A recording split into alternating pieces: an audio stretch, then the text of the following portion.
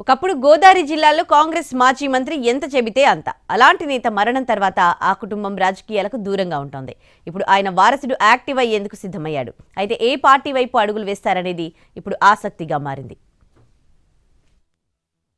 ఉమ్మడి పశ్చిమ గోదావరి జిల్లాలో కీలక నేతగా అక్కడి రాజకీయాలను శాసించిన ఘనత మాజీ మంత్రి వట్టి వసంతకుమార్ది.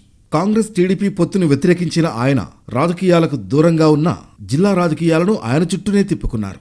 వట్టి మృతి తర్వాత ఆ కుటుంబం నుంచి ఎవరు రాజకీయాల్లోకి రాబోతున్నారు అనే చర్చ జరిగిన సమయంలో ఆయన సోదరుడి కుమారుడు వట్టి పవన్ తెరపైకొచ్చారు.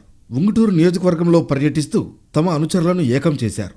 అయితే ఇప్పటి వరకు ఏ పార్టీలోనూ చేరని వట్టి పవన్ తాజా రాజకీయాల్లో ఎలాంటి వ్యూహం అమలు చేయబోతున్నారు అనేది ఆసక్తిగా మారింది.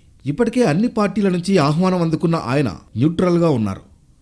2004-2009లో వట్టి వసంతకుమార్ ప్రాతినిధ్యం వహించిన ఉంగుటూరు నుంచి వట్టి పవన్ పోటీ చేయాలనే ఆలోచనలో ఉన్నా ఏ పార్టీ నుంచి అనేది ఇంకా డిసైడ్ కాలేదు. ఇప్పటికే అన్ని పార్టీల్లోనూ బలమైన నేతలు ఉండడంతో ఈసారి వట్టి పవన్కు అవకాశం వస్తుందా లేదా అనేది అనుమానంగా మారింది.